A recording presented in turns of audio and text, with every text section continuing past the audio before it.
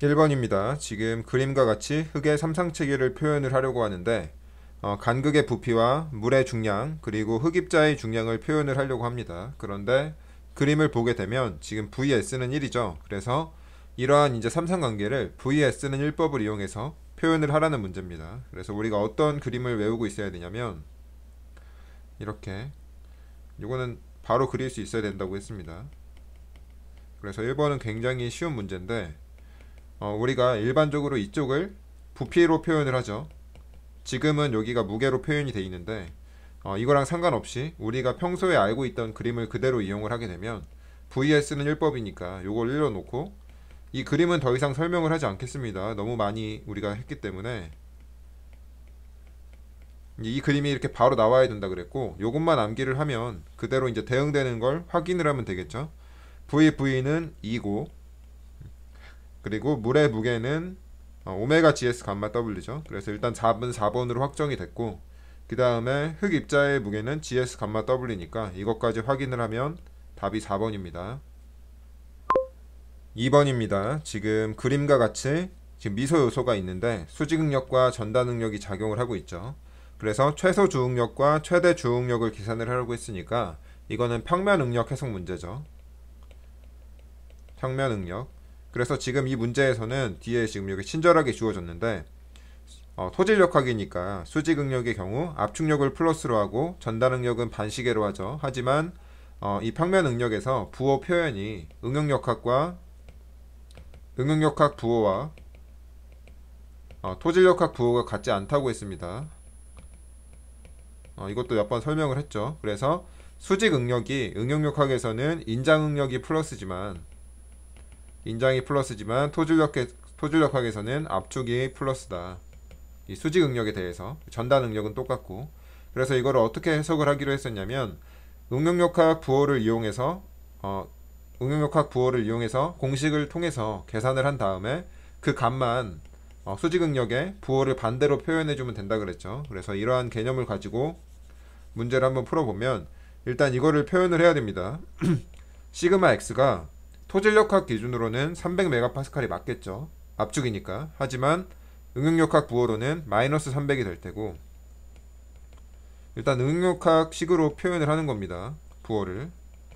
그래서 타우 xy는 이거는 똑같죠. 이렇게 100MPa이 되는데 우리가 응용력학에서 주응력을 계산하는 공식이 있죠. 요거는 암기를 하고 있어야 되는 거고 이렇게 그래서 여기다 대입을 합니다. 이렇게 마이너스 300 플러스 100이 되겠죠. 마이너스 마이너스니까. 그래서 이거를 정리를 하게 되면 마이너스 200 뿔마 100 루트 2 메가파스칼이 나오게 되는데 이거는 이제 응용력학 부호로 표시가 된 거기 때문에 이거를 이제 토질력학 부호로 바꿔야 돼요. 그러면 마이너스를 붙여야 되겠죠. 그래서 답은 200이고 뒤에는 뿔마니까 마이너스를 붙이는 게 의미가 없습니다. 그래서 그냥 쓰면 되고 그러면 최대값은 200에다가 100 루트 2가 더해진 값이 되겠죠. 그래서 요게 되는 거고 최소는 200에서 100 루트 2가 빠진 값이니까 그래서 2번이 답이 되겠죠.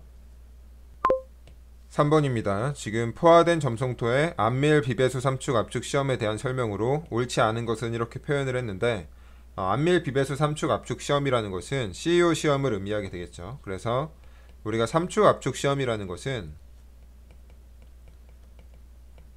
두 단계로 나눈다고 했습니다. 1단계가 있고 2단계가 있죠. 그래서 1단계는 구속압력 단계고 구속압력 그리고 2단계는 축차응력 단계라고 했습니다. 그런데 지금 CU 시험이라는 것은 여기 1단계가 C라는 거고 2단계가 U라는 건데 이제 C라는 것은 안밀이 발생을 했다는 얘기죠. 그래서 이거는 배수 상태로 진행을 하겠다는 얘기고 U는 undrained니까 비배수 상태로 이제 시험을 진행을 하겠다는 얘기입니다. 그런데 지금 2번을 보면 파괴 시의 간극 수압을 측정할 수 있다는 얘기는 이제 여기서는 배수가 발생을 하니까 간극 수압을 측정을 할 수가 없겠죠. 하지만 여기서는 비배수니까 이 단계에서 간극 수압을 측정을 할 수가 있습니다. 그래서 2번은 맞는 얘기고 우리가 이거랑 같이 기억을 해야 되는 건 뭐냐면 우리가 간극 수압에 간극수압이 어떻게 발생을 하는지 이걸 그래프를 기억을 해야 된다고 했습니다. 그래서 축차 응력 단계니까 축변형 변형률에 대해서 수압을 그리게 되면 정규함밀 점토는 이렇게 플러스 간극수압이 생성이 되고, 과함밀 점토는 처음에는 플러스였다가 나중에 마이너스가 이렇게 표현이 되죠. 그래서 이것도 같이 기억을 해두라고 했습니다. 그래서 지금 2번은 맞는 얘기고, 그리고 1번은 전응력과 유효응력의 파괴 포락선은 동일하지 않다라고 했는데, 이거는 간단한 얘기입니다. 우리가 이렇게 모어콜럼브 파괴 포락선을 그릴 수가 있겠죠. 여기를 수직응력, 여기를 전달응력이라고 하면 모어콜럼브 파괴 포락선이 이렇게 그려지는데, 이게 지금 전응력에 대한, 여기 전응력에 대한 모어콜럼브 파괴 포락선이라고 해볼게요. 그러면 이게 무슨 얘기냐면, 여기에 지금 모어원이 이렇게 접하고 있다는 얘기죠. 전응력 모어원이 접하고 있다고, 잘 안 그려졌는데 접하고 있습니다. 이렇게.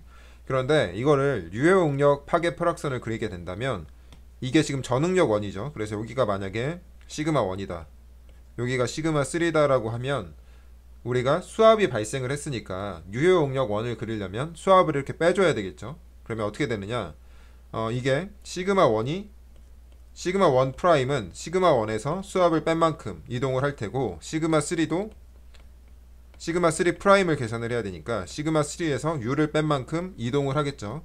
그럼 모어 1이 조금 오른쪽으로 이동을 하겠죠. 이렇게 이동을 할 겁니다. 그러면 이 모어콜럼브 파괴 포락선이 이게 조금 더 기울기가 가팔라지겠죠.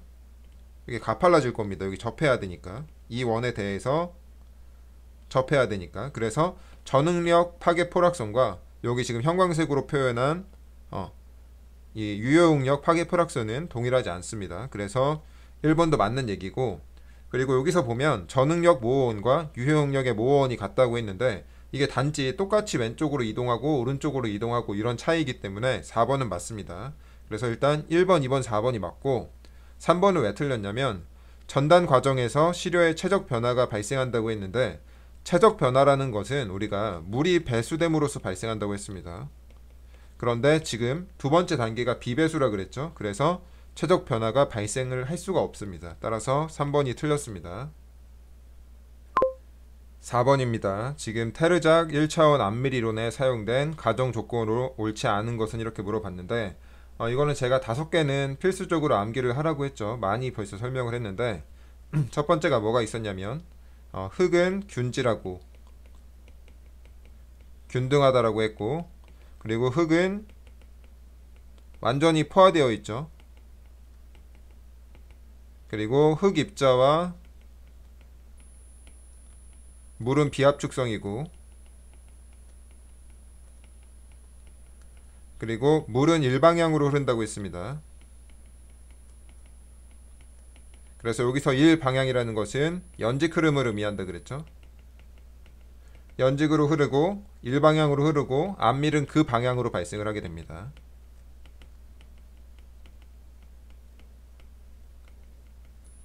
그리고 달시의 법칙을 따르죠. 그리고 6번째는 이것도 기억을 하면 좋다 그랬는데, 투수계수도 일정합니다. 그래서 이것만 외우면 너무 쉽게 풀 수 있는 문제고, 천천히 한번 보면 흙은 완전히 포화되어 있다, 맞는 얘기죠. 그리고 흙 입자는 압축성이다, 틀렸죠. 흙 입자와 물은 비압축성입니다. 그리고 3번은 달시의 법칙을 만족을 하고, 4번은 물은 비압축성입니다. 그래서 답은 2번입니다. 5번입니다. 지금 두께가 2cm이고, 그리고 점토시료에 대해서 상제압이 20kN/m제곱으로 일면 배수를 했어요. 굉장히 중요한 조건이죠. 그래서 실내 암밀 시험을 했는데 10분 경과 후에 평균 과잉간극 수압이 12kN/m제곱이 됐다고 했습니다. 지금 문제가 좀 기니까 일단 여기까지 먼저 한번 해석을 해보면, 두께가 2cm인 점토시료에 대해서 실내 시험을 했으니까 이런 식으로 암밀링을 설치를 했다는 얘기겠죠. 그래서 이게 2cm인데 일면 배수라 그랬고, 그러면 우리가 HDR이 2cm로 표현을 할 수가 있겠죠. 일면 배수니까.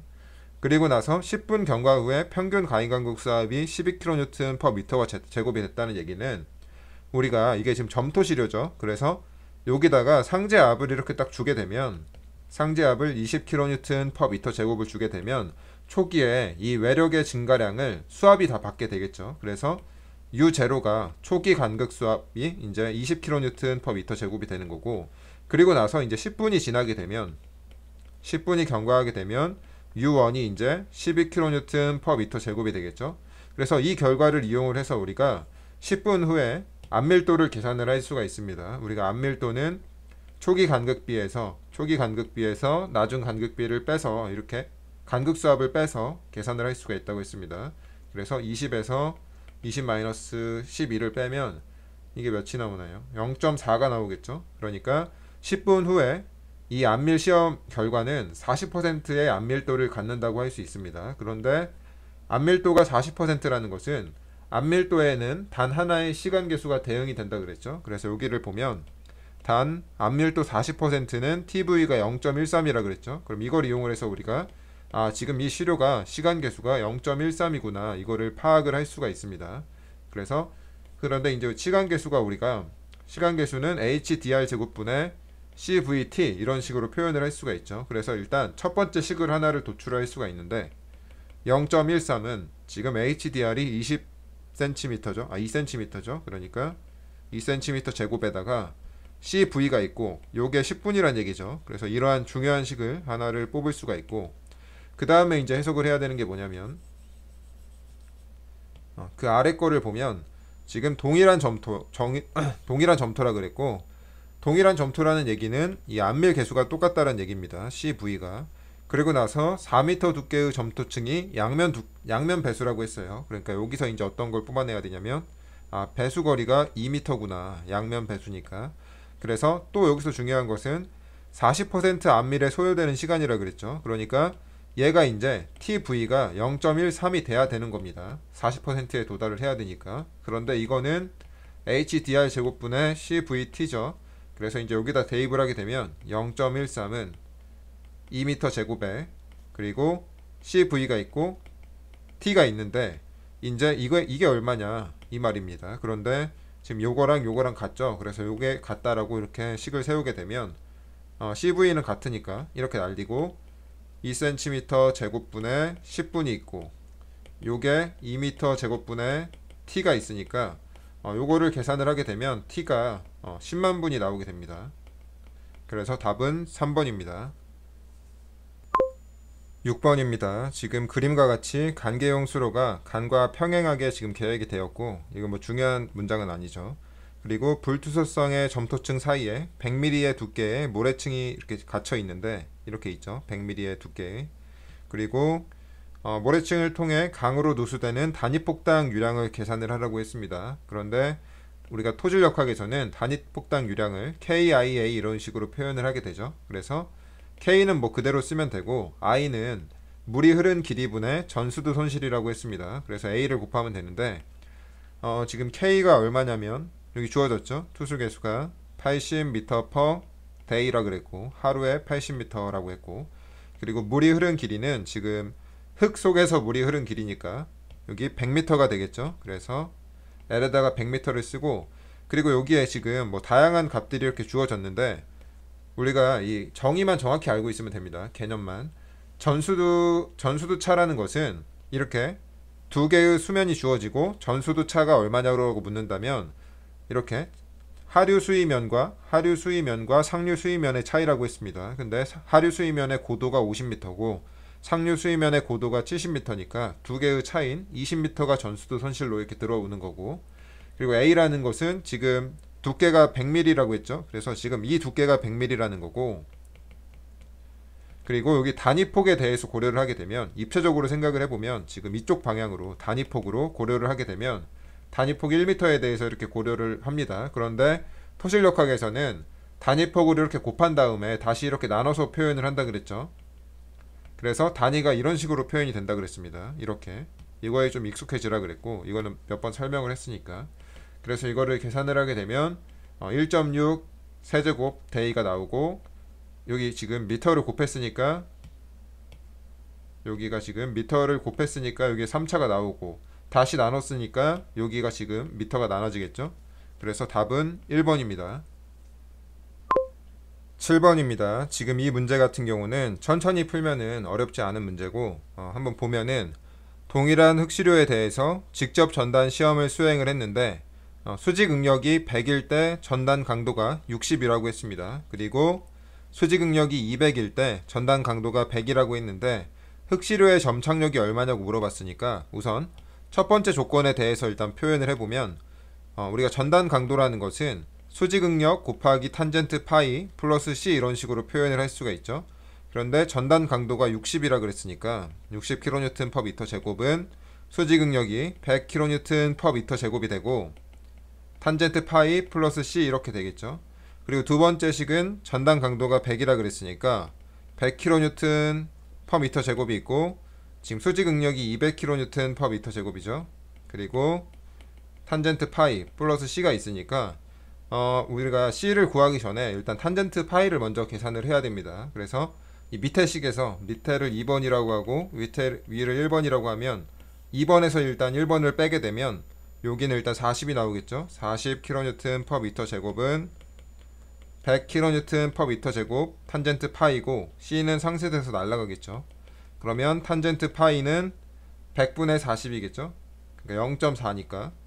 그러면 이거를 이제 뭐 1번이나 2번이나 아무데나 다 넣어도 됩니다. 그런데 일단 1번에다 넣어보면 지금 여기 60이고, 그리고 여기가 0.4니까 40 플러스 c죠. 그래서 c는 20kN per 미터 제곱이 나오게 됩니다. 그래서 답은 1번입니다.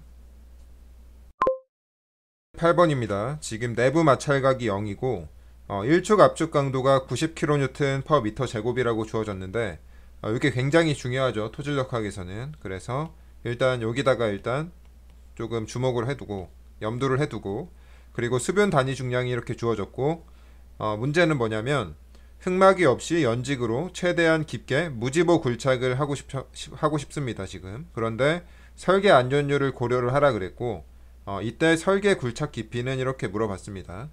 우리가 설계 굴착 깊이라는 것은 설계 굴착 깊이 전에 무지보 굴착 깊이라는 것은 지지 없이 얼마나 굴착할 수 있느냐 이 말이고, 요거는 우리가 이론적으로 인장 균열 깊이의 2배라고 했습니다. 그래서 인장 균열 깊이를 계산을 해야 되는데, 지금은 뭐 지하수위나 상제 하중에 영향이 없기 때문에 우리가 공식을 이용해서 계산을 할 수가 있죠. 그래서 인장 균열 깊이는 감마 루트 KA분의 EC 이런 식으로 표현을 할 수가 있고, 우선 KA가 필요하겠죠. 그래서 KA는 지금 내부 마찰각이 0이라 그랬으니까 원래 식은 1 플러스 사인 파이분의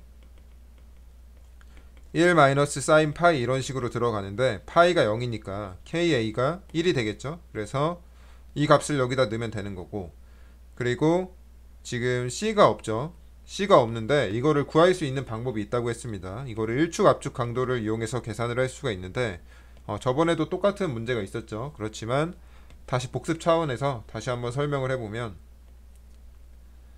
이쪽을 우리가 수직 응력으로 표현을 하고 이쪽을 전단 응력으로 표현을 하게 되면, 일축 압축 강도라는 것은 구속 압력이 없기 때문에 시그마 3가 0이죠. 그래서 모원을 그리게 되면 이런 식으로 그려진다고 했습니다. 모원이. 그러면 파괴 포락선이 이렇게 그려지겠죠. 그래서 일축 압축 강도라는 얘기는 이 지름을 의미를 하게 되는 거고, 이게 지금 90이라는 얘기죠. 그런데 우리가 필요한 것은 이 점착력이니까 점착력은 요걸 의미합니다. 그런데 요거는 반경이겠죠. 그래서 CU는 2분의 QU가 되는 거고, QU가 90이니까 C는 45가 되겠죠. 그래서 이제 이 값들을 대입을 하게 되면 우리가 인장 균열 깊이를 계산을 할 수가 있습니다. 수변 단위 중량이 지금 20kN per 미터 3승이라 그랬고, 루트 1이고 KA는, 그리고 2 곱하기 45죠. 그래서 이거를 계산을 하게 되면 4.5m가 나오게 됩니다. 그래서 인장 균열 깊이가 4.5m예요. 그래서 그 다음에 계산을 해야 되는 게 뭐냐면, 그러면 무지보 굴착 깊이를 계산을 할 수가 있겠죠. 그러면 9m를 굴착을 할 수가 있습니다. 이론적으로. 그러니까 맥시멈 값이 9m까지 무지보 굴착을 할 수가 있는데, 이제 문제에서는 안전율을 1.5로 하고 싶대요. 안전율이 높다는 것은 이 안전율이 높다는 것은 안전하다는 얘기죠. 이게 무슨 얘기냐면 9m까지 굴착을 해도 되지만 안전율을 고려를 한다는 얘기는 더 적게 굴착을 하겠다는 얘기죠. 그래서 9m까지는 가능하지만 안전율을 고려를 해서 안전율로 나눠서 설계 굴착 깊이를 산정을 하겠다는 얘기입니다. 그래서 FS가 1.5라 그랬으니까 9m 이렇게 하게 되면 6m까지 팔 수 있더라. 그래서 답은 3m가 됩니다. 3번이 됩니다. 9번입니다. 지금 흙의 다짐 특성에 대한 설명으로 옳지 않은 것은 이렇게 물어봤는데 보기 1번부터 보면 일반적으로 동일한 다짐 에너지 조건에서 소성성이 작은 세립토가 소성성이 큰 세립토보다 최대 건조 단위 중량이 작다고 했습니다. 여기서 이제 이해를 해야 되는 게 뭐냐면 세립토랑 세립분을 일단 분리를 하셔야 돼요. 이게 무슨 얘기냐면 세립토라는 것은 이 세립분을 많이 포함하고 있는 흙을 의미를 하는 겁니다. 그래서 소성성이 작은 세립토다 라는 얘기는 소성성은 결국 세립분 때문에 오죠.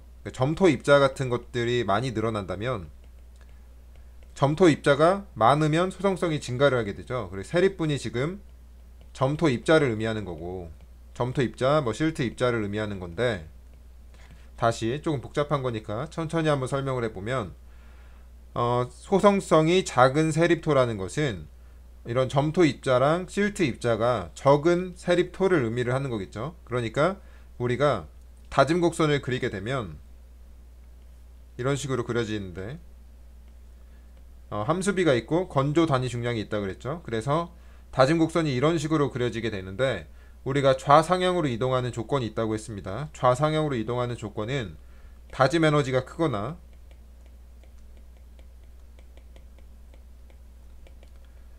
아니면 입도 분포가 양호하거나 아니면 조립분이 증가할수록이라고 그랬죠. 그런데 지금 소성성이 작다라는 얘기는 세립분이 작다라는 얘기니까 조립분이 많다라는 얘기죠. 그래서 소성성이 작은 세립토가 좌상향에 이동을 하겠죠. 소성성이 큰 세립토보다. 그런데 지금 이 그래프보다 최대 건조 단위 중량이 작다고 했으니까 틀렸죠. 그래서 1번이 일단 답입니다.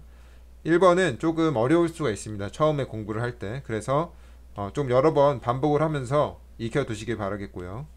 2번을 보면 일반적으로 동일한 다짐 에너지 조건에서 입도 분포가 좋은 조립토가 입도 분포가 나쁜 조립토보다 최대 건조 단위 중량이 크다고 했는데 입도 분포가 양호하면 좌상향으로 이동한다 그랬죠. 그래서 보기 2번도 맞고요.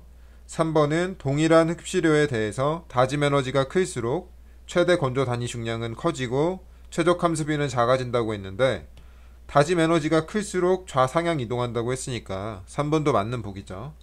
그리고 4번은 일반적으로 흙댐의 신벽 등 차수 목적으로 흙을 다질 경우에는 습윤측 다짐을 하는 것이 좋다고 했는데 우리가 요거를 암기해두면 좋다고 했습니다. 이쪽을 함수비로 놓고 이쪽을 투수계수로 놓게 되면 그래프가 이런 식으로 그려진다 그랬죠. 그런데 최적 함수비가 이쪽이고 여기서 습윤측 다짐을 한다는 얘기는 이쪽에서 다짐을 한다는 얘기니까 아무래도 건조측 다짐에서 다짐을 하는 것보다 습윤측 다짐이 투수계수가 작죠. 그래서 차수가 목적이라면 물을 막는 게 목적이라면 습윤측에서 다짐을 하는 게 맞습니다. 그래서 4번도 맞습니다. 10번입니다. 지금 그림과 같이 기초 폭이 2m고 그리고 띠기초라고 했고요. 굉장히 중요하죠. 그리고 지표면 아래 1.5m 깊이에 설치를 했습니다. 그래서 근입 깊이가 1.5m란 얘기고 기초의 전반 전단 파괴에 대한 극한 지지력을 구하라고 했어요. 그래서 지금 이 식은 우리가 극한 지지력을 일반식을 그대로 쓰면 되죠. 왜냐하면 띠기초고 전반 전단 파괴이기 때문에 식을 수정할 게 없습니다. 따라서 QU는 CNC 더하기 QNQ 더하기 2분의 1 감마 BN 감마죠.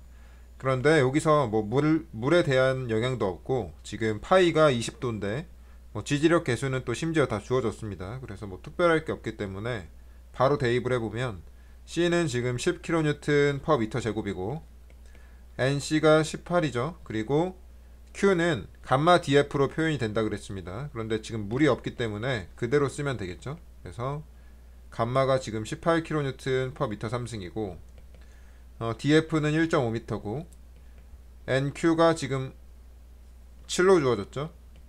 그리고 2분의 1에다가 감마는 똑같이 18kN/m3이고 b는 2m고 n 감마는 5죠. 그래서 이거를 정리를 하게 되면 459kN/m제곱이 나오게 됩니다. 11번입니다. 지금 포화된 점토 지반과 모래 지반에 대해서 각각 직경 30cm인 평판 제야 실험을 했는데 똑같이 극한 지지력 150kN/m제곱이 지금 얻어졌습니다. 이거를 일단 먼저 해석을 해보면 포화된 점토라는 얘기는 파이는 0이라는 얘기겠죠. 그러면 파이는 0이면 우리가 지지력 계수를 5.14, NC는 5.14, 그리고 NQ는 CNC QNQ 2분의 1 감마 BN 감마니까 5.1410 이렇게 쓸 수 있겠죠. 그러면 우리가 얕은 기초의 극한 지지력 공식은 QU는 CNC 더하기 QNQ 더하기 2분의 1 감마 BN 감마라고 했는데 평판 제야 실험이라는 것은 근입 깊이가 0이라 그랬으니까 Q가 감마 DF인데 근입 깊이가 0이면 이게 0이 되겠죠. 그래서 이 값이 0이란 얘기고, 그리고 이 상태에서 일단 포화된 점토를 해석을 하게 되면 감마가 0이죠. 그럼 이 값이 0이니까 CNC가 지금 150kN/m제곱이란 얘기죠.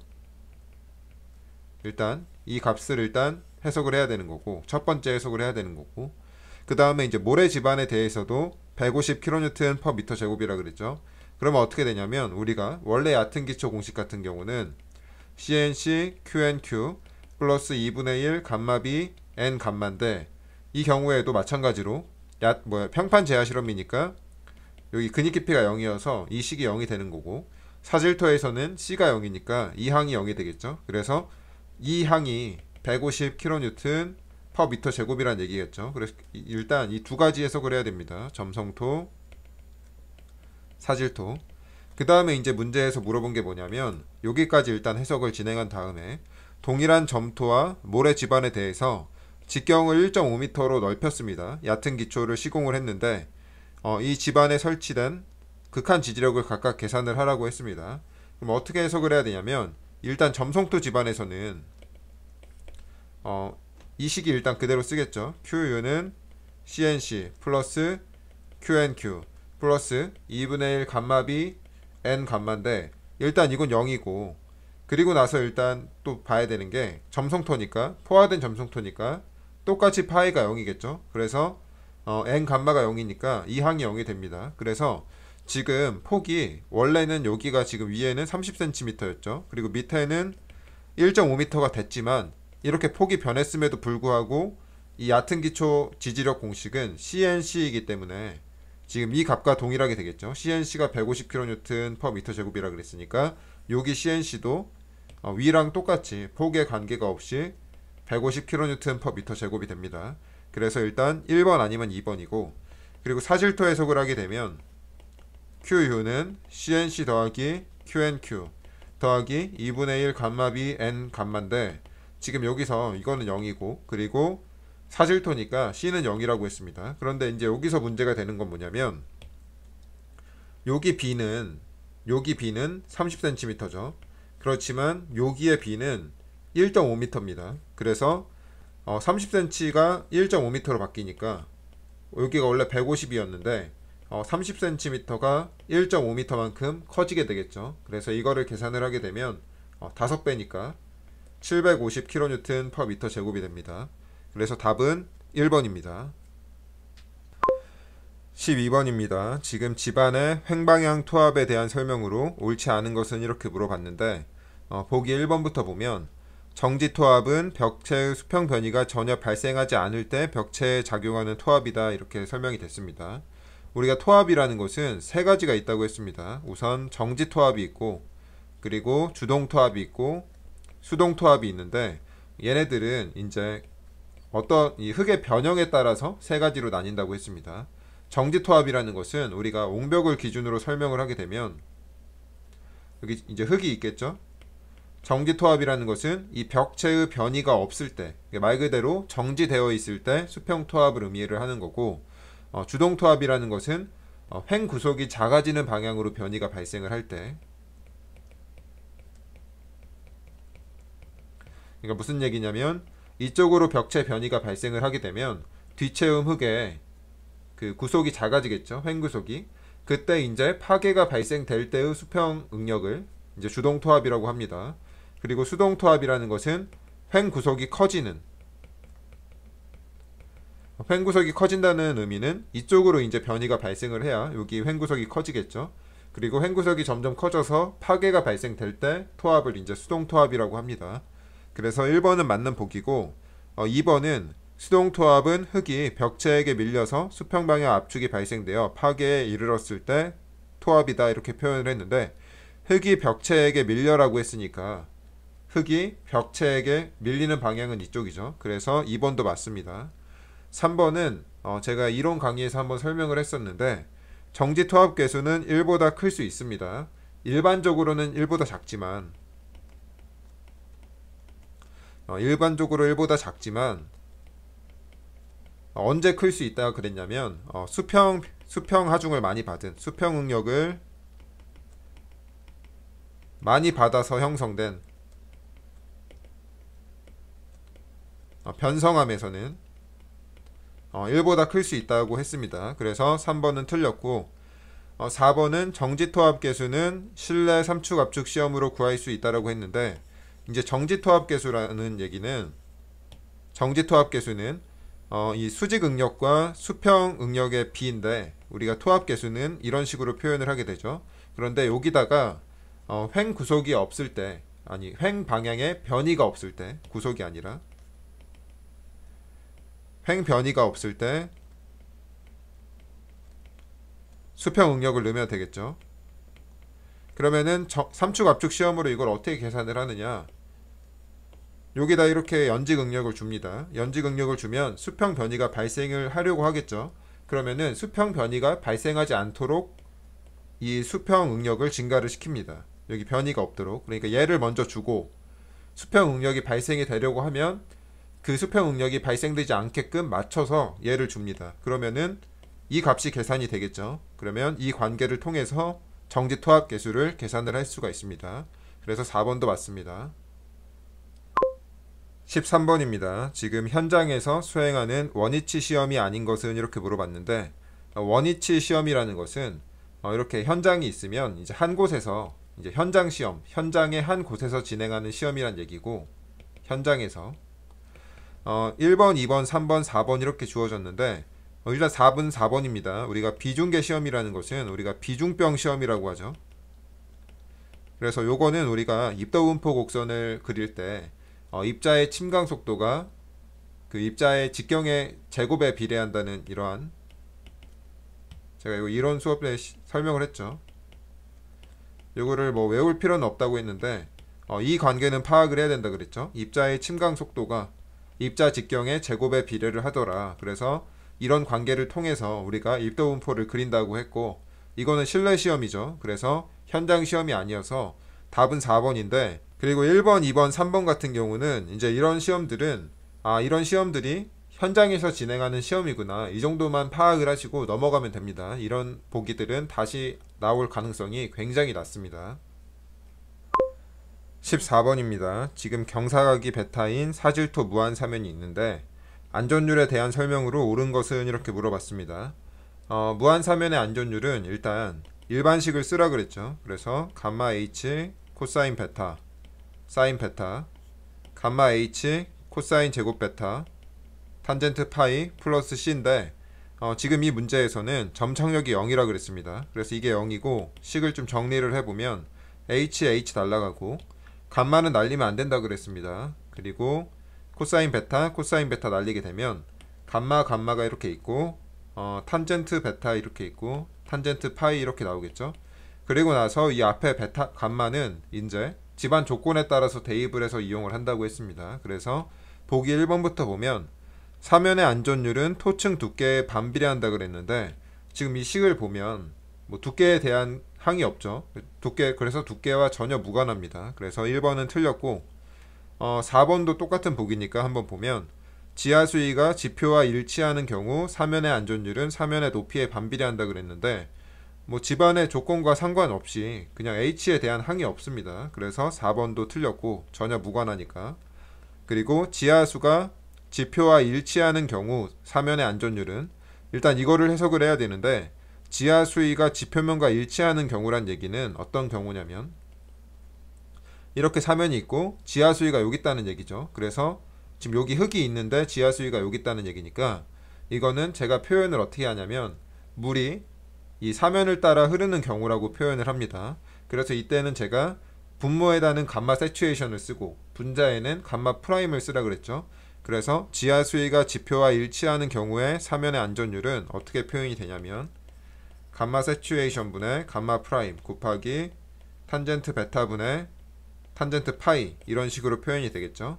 그리고 지하수가 없을 경우 사면의 안전율은 지하수가 없으니까 분모 또는 분자에 감마 t랑 감마 d를 쓰면 된다고 했죠. 그래서 이런 식으로 쓰던지 이런 식으로 쓰라고 했습니다. 뭐 지금은 감마 t라고 해볼게요. 그러면 감마 t 그리고 탄젠트 베타 분의 탄젠트 파이가 나오겠죠. 그런데 이 두 개가 상쇄가 되면 이런 식으로 표현이 되는데 그러면 여기랑 여기랑 공통이죠.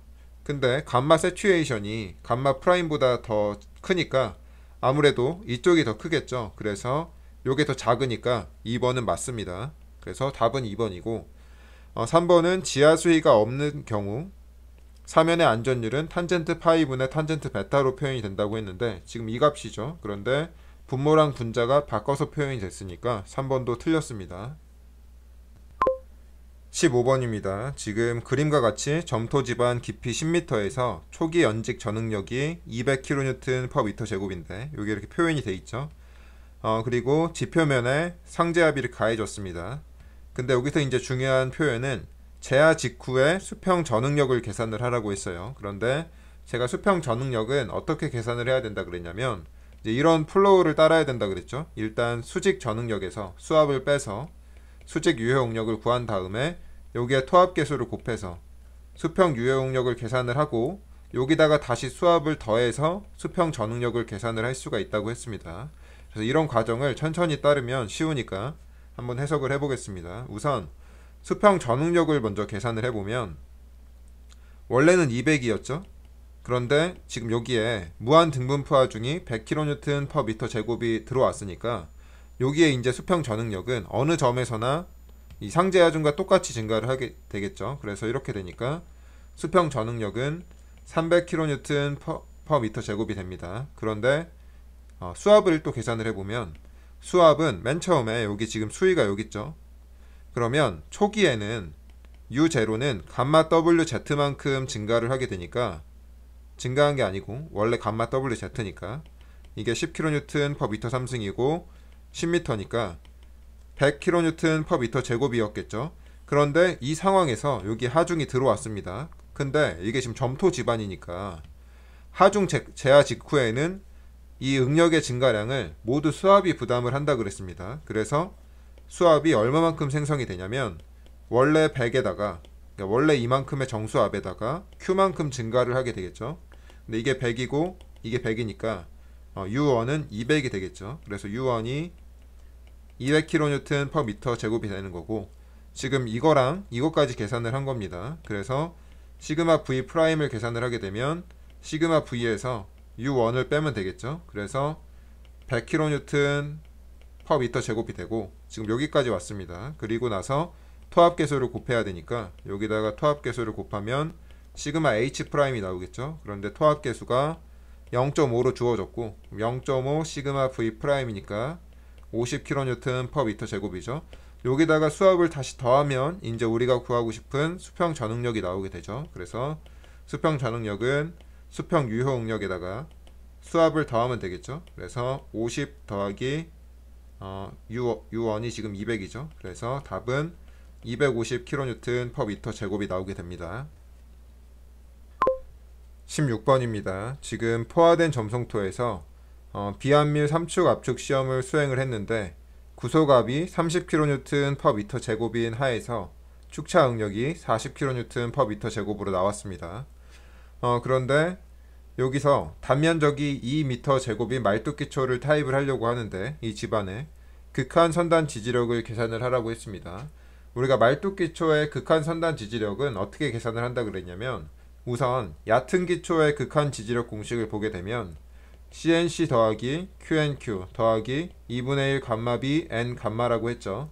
그런데 이거를 이제 깊은 기초에다 적용을 하게 되면 폭이 너무 작기 때문에 여기를 일단 무시를 한다 그랬고, 그리고 나서 이거를 점성토에다가 적용을 하게 되면 점성토는 우리가 파이는 0으로 해석을 한다 그랬죠. 비배수 해석을 한다 그랬고, 이때 우리가 5.1410 이런 식으로 쓰게 되니까 일단 이 항도 날라간다 그랬습니다. 그리고 CNC가 되는데 파이가 0일 때 NC가 보통 9가 나온다고 했어요. 그래서 우리가 점성토의 선단 지지력은 지금 QU가 아니고 이건 얕은 기초니까 깊은 기초의 선단 지지력은 9CU, 이 C항만 남게 된다고 했습니다. 그래서 QP를 계산을 하려면 이 C값이 필요합니다. 점착력이. 그런데 여기서 이제 점착력을 뽑아내야 되는데 이거를 어떻게 해석을 해야 되느냐, 비한밀 비배수 3축 압축 시험을 했는데 구소갑이 30이고 축차 응력이 40이란 얘기는 이거를 그래프로 그리게 되면 이렇게 있고, 이게 수직 응력이고 이쪽이 전단 응력인데 구소갑이 30이고 축차 응력이 40이죠. 그러니까 여기가 지름이 40이란 얘기니까 여기가 70이란 얘기고, 이거를 모원으로 그리게 되면 이런 식으로 된다는 얘기입니다. 요렇게. 그러면 여기가 지금 40이란 얘기죠. 그러면 이게 지금 유효 시험이니까, 비한밀 비배수 시험이니까 모어콜럼브 파괴 포락선이 이런 식으로 그려질 테고, 여기가 이제 비배수 점착력이 되겠죠. 그러면 CU는 반지름이니까 20kN/m 제곱이 되게 됩니다. 그래서 이거를 여기다 대입을 해야 되겠죠. 그리고 나서 이제 또 해야 되는 게 뭐냐면, 요거는 응력의 개념이고 Q니까 단위 면적당 힘이죠. 그런데 우리가 계산해야 되는 여기 극한 선단 지지력은 이제 하중에 대한 개념이니까, 힘에 대한 개념이니까 QP는 이 소문자 QP에다가 AP를 곱해야 됩니다. 단면적을. 그래서 이거를 계산을 하게 되면 9에다가 CU가 20kN/m 제곱이라 그랬고, 단면적이 지금 여기 2m 제곱이라 그랬죠. 그래서 이거를 계산을 하게 되면 360kN이 나오게 됩니다. 17번입니다. 지금 그림과 같이 연직으로 시공된 옹벽이 여기 5점을 기준으로 반시계 방향으로는 플러스 변이가 발생하여, 그러니까 이쪽을 플러스 변이라고 하겠다는 얘기고, 그리고 여기는 마이너스 변이를 오른쪽으로 하겠다는 얘기죠. 그래서 옹벽이 어떻게 움직였냐면 정지 상태에서 왼쪽으로 움직였다가 다시 정지 상태에서 오른쪽으로 움직일 때 모원의 변화 순서를 표현을 하라고 했습니다. 이거는 일단 이것만 이해를 하면 굉장히 쉽게 풀 수가 있죠. 우리가 이미 주동토합, 수동토합 할 때 설명을 했었는데, 이쪽을 수직 응력으로 놓고 이쪽을 전단 응력으로 놓으면 일단 모어콜럼브 파괴 포락선이 이런 식으로 그려질 텐데, 초기 응력 상태를 모원으로 표현을 하게 되면 이쪽을 이렇게 원으로 그리고, 그러면 여기가 시그마 V라고 하면 여기가 이제 수평 응력인데 여기를 정지 상태니까 초기 상태가 정지 상태죠. 그러면 K0 시그마 V 이런 식으로 표현을 할 수가 있습니다. 그런데 이 상태에서 횡 구속이 작아지는 방향으로 변이가 발생을 하게 되면 이 수평 응력이 작아지겠죠. 횡 구속이 작아지니까. 그러면 이쪽으로 이렇게 이 점이 이동을 하니까 이렇게 점점 커질 겁니다. 그래서 이렇게 접하게 될 때의 여기 수평 응력을 우리가 주동토합이라고 한다고 했습니다. 그런데 횡 구속이 작아진다는 의미는 여기서 옹벽을 기준으로 보게 되면 옹벽이 이쪽으로 움직여야지 횡 구속이 작아지겠죠. 그래서 지금 여기 주동토합이 발현되는 이 상황이 이 문제에서는 플러스 방향이 되는 거겠죠. 그리고 우리가 수동토합을 설명을 해보면 원리가 똑같습니다. 수동토합은 원래는 이렇게 있었습니다. 정지토합이. 그런데 횡 구속이 커지는 방향으로 변이가 발생을 하게 되면 여기 이제 수평 응력이 점점 증가를 하게 되겠죠. 그러면 오른쪽으로 이렇게 점점 이동을 하니까 모원이 점점 작아집니다. 그러다가 역전이 발생을 하겠죠. 이 시그마 V보다 시그마 H가 커지면 이제 오른쪽으로 이렇게 모원이 그려지게 되는데, 그때 이제 여기서 접하게 되면 여기 딱 접할 때 여기에 이제 수평 응력을 우리가 주동토합이라고 한다고 했습니다. 그러면 횡 구석이 커져야 되니까 이 그림을 기준으로 보면 횡 구석이 커지는 방향은 옹벽이 오른쪽으로 변이가 발생을 하는 거겠죠. 그래서 이 상황은 마이너스가 되겠죠. 문제에서 표현을 하면. 근데 지금 그러면은 이게 정지고 이게 정지 상태고 이게 플러스 상태고 이게 마이너스 상태겠죠. 문제에다 표현을 해보면 이게 마이너스 상태고 디귿이 마이너스 상태 그리고 기역이 플러스 상태 그리고 니은이 정지 상태가 됩니다. 그래서 정지 플러스 정지 마이너스라고 그랬으니까 정지가 니은이고 플러스가 기역이고 정지가 니은이고 마이너스가 디귿이니까 니은 기역 니은 디귿하니까 답은 3번이 되겠네요.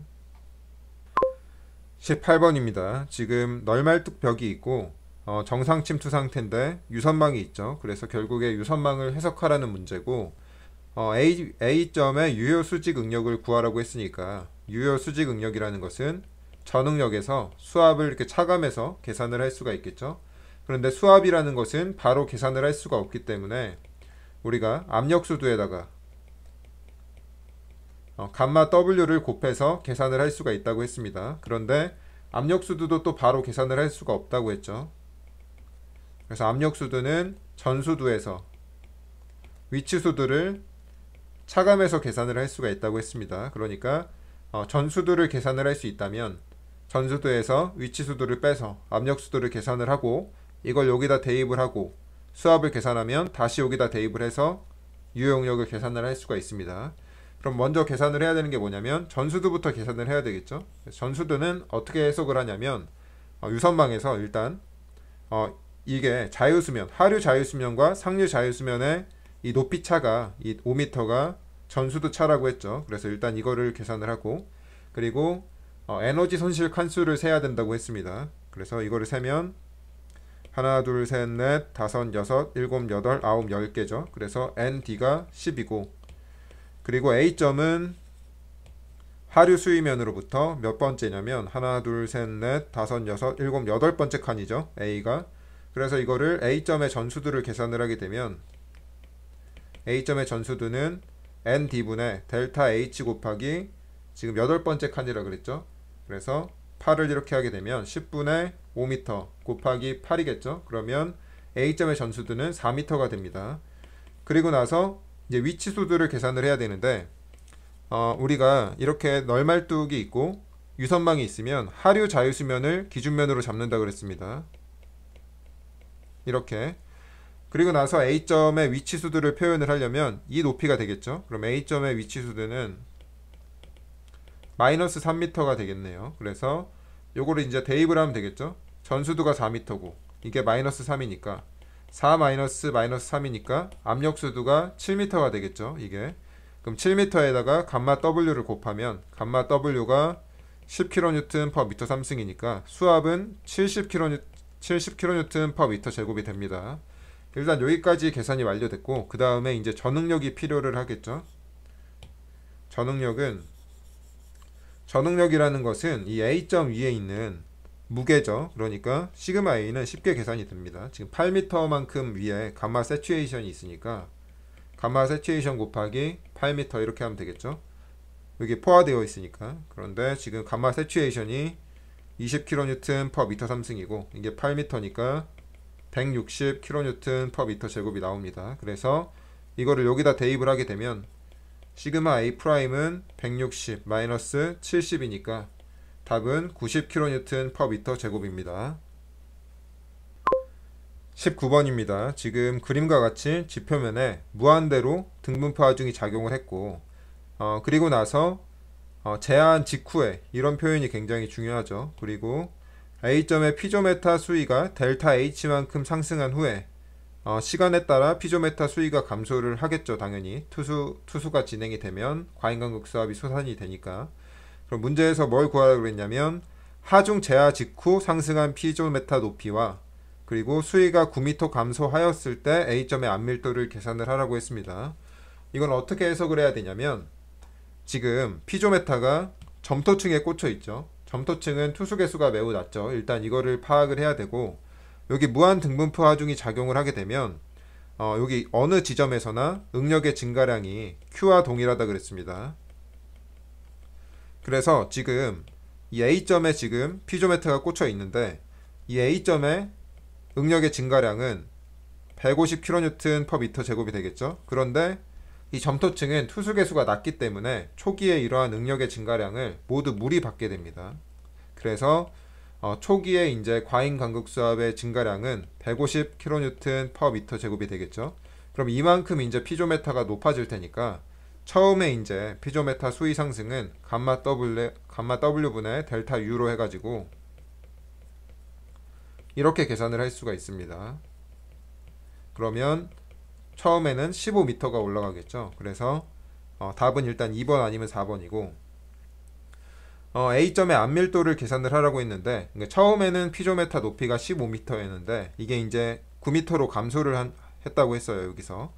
그래서 안밀도를 계산을 해보면 우리가 처음 피조메타 높이분의 처음 피조메타 높이에서 나중 피조메타 높이를 빼서 계산을 할 수가 있으니까 지금 맨 처음에 15m였는데 여기다 이제 9m를 쓰면 안 됩니다. 왜냐면은 지금 9m가 된 게 아니고 9m만큼 감소를 한 거니까 15에서 9를 빼서 지금은 6m가 된 거죠. 그래서 이렇게 해석을 해야 되고 그러면 15m분의 위에가 지금 9니까 이거는 5분의 3이고 답은 0.6이 되겠죠. 그래서 60%여서 답은 2번입니다. 20번입니다. 지금 그림과 같이 널말뚝 벽이 있고 점송토 집안에서 B점의 간극수압이 A점의 간극수압이 2배 이하가 되고 이게 지금 첫 번째 조건이고요. 그리고 두 번째는 히빙에 대한 안전율이 이 이상을 만족하는 널말뚝 벽의 근입 깊이를 구하라고 했습니다. 그런데 여기서 A, B 선은 여기에 A, B 선은 총 수두차가 50% 손실되는 등수두선이라 그랬고 그리고 또 어떤 조건이 주어졌냐면 히빙존에서 평균 수두 손실이 12m라고 했습니다. 히빙존은 제가 책에 간략하게 설명을 해놨는데 우리가 여기가 D라고 하면 이 폭 2분의 D만큼에서 이제 여기를 위험구역이라고 제가 설명을 했습니다. 그래서 안전율을 평가를 할 때 이 구역에 대해서 평가를 한다 그랬고 지금 문제에서는 여기를 히빙존이라고 표현을 해놓은 거죠. 그래서 천천히 한번 풀어보면 우선 이 조건에 대해서 한번 계산을 해보죠. B점의 간극수압이 A점의 간극수압의 2배 이하가 돼야 된다. 그러니까 이거를 B점의 간극수압이 A점의 2배 이하 이 얘기죠. 그래서 이 조건을 풀기 위해서는 우리가 수압이라는 것은 바로 계산을 할 수가 없다고 했습니다. 그럼 어떻게 계산을 하냐면 감마 W에다가 압력수두를 곱하면 되죠. 그런데 압력수두라는 것은 우리가 전수두에서 위치수두를 차감하는 방식으로 계산을 할 수가 있다고 했어요. 그런데 여기서 이제 널말뚝을 해석하는 방법 중에서 전수두 손실은 하류 자유수면과 상류 자유수면의 차라고 했죠. 그래서 지금 여기가 30m인데 지금 A랑 B점이 전수두 손실이 절반이 일어나는 지점이라고 했으니까 총 30m 차이가 발생을 하는데 그러니까 이 부분과 이 부분이 총 30m 차이가 발생을 하는데 여기가 절반이니까 우리가 뭘 알 수 있냐면 A점과 B점의 전수두가 30m의 절반인 15m다. 요거를 파악을 할 수가 있습니다. 그러면 우선 A점의 A점의 압력수두를 먼저 계산을 해보면 A점 압력수두는 전수두가 지금 15m고 A점의 위치수두는 우리가 하류 자유수면을 기준으로 측정을 한다고 했습니다. 그래서 여기가 지금 위치수두가 A점의 위치수두가 마이너스 6 플러스 D죠. 그래서 이거를 이제 빼야 되니까 여기서 마이너스죠. 마이너스 6 플러스 D. 그래서 이거는 15 플러스 6 플러스 D니까 A점의 압력수두는 21 플러스 D가 될 테고요. 그리고 B점의 압력수두는 똑같이 15m에서 B점의 위치수두를 측정하게 되면 지금 요만큼이죠. 그러면 마이너스 66m죠. 그래서 마이너스 66m니까 이거를 계산하게 되면 81m입니다. 그래서 지금 이 A점 압력수도의 2배 이하가 돼야 된다고 했으니까 식이 어떻게 나오냐면 지금 이게 81이고 여기가 이제 2 곱하기 21 플러스 D가 되는 거겠죠. 그래서 이거를 깔끔하게 계산을 한번 해보면 81이 2에 21 플러스 D보다 작다는 얘기니까 요걸 풀게 되면 D가 19.5m보다 이제 커야 됩니다. 19.5m보다 커야 되고 이게 일단 첫 번째 조건이고요. 여기다 써놓죠. 첫 번째 조건이고 이제 두 번째 조건에 대해서 설명을 해보면 두 번째 조건은 여기 힙인 구역에 대해서 평균 수도 손실이 12m란 얘기는 지금 여기를 2분의 D라고 하고 여기를 D라고 하면 물이 지금 이렇게 흐르게 되죠. 근데 여기서 이제 이쪽으로 이렇게 흐르게 되는데 여기서 이 점에서 여기서부터 여기까지 수도 손실이 이게 지금 12m라는 얘기입니다. 그런데 우리가 여기서 이제 히빙에 대한 평가를 할 때는 우리가 I가 ICR보다 작아야 된다 그랬죠. 이렇게. 근데 지금 I는 물이 흐른 길이분의 전수도 손실이니까 여기서 이제 물이 흐른 길이는 D가 되는 거고 전수도 손실은 12m가 되는 거죠. HM. 그래서 D분의 12m가 I가 되는 거고 ICR이라는 것은 우리가 뭐 1 플러스 2분의 GS-1 또는 감마 W분의 감마 프라임 이런 식으로 표현을 한다 그랬죠. 그래서 지금은 뭐 GS나 간극비가 없기 때문에 감마 W분의 감마 프라임으로 계산을 해야 됩니다. 그래서 요게 지금 ICR이 I보다 커야 된다는 건데 지금 우리가 이거를 안전율이 2라 그랬죠. 그럼 이거를 안전율에 대해서 표기를 하게 되면 어떻게 표현을 해야 되냐면 안전율이라는 것은 외력분의 저항력이죠. 그래서 이 외력은 이제 동수경사가 나오는 거고 저항력은 ICR이 나오는 건데 이게 이제 2보다 커야 된다는 얘기고 그래서 이제 이 값들을 위에다 대입을 하게 되면 I가 지금 D분의 10이고 그리고 ICR은 감마 W분의 감마 프라임이죠. 그런데 여기다 대입을 바로 해보면 감마 W는 10kN/m 3승이고 감마 프라임은 감마 세츄에이션에서 감마 W를 빼야 되니까 20-10 kN/m 3승이 되겠죠. 그래서 이게 2보다 크다 이렇게 해서 정리를 하게 되면 여기서 지금 요걸 정리를 하게 되면 D가 24보다 커야 된다는 얘기가 나오게 됩니다.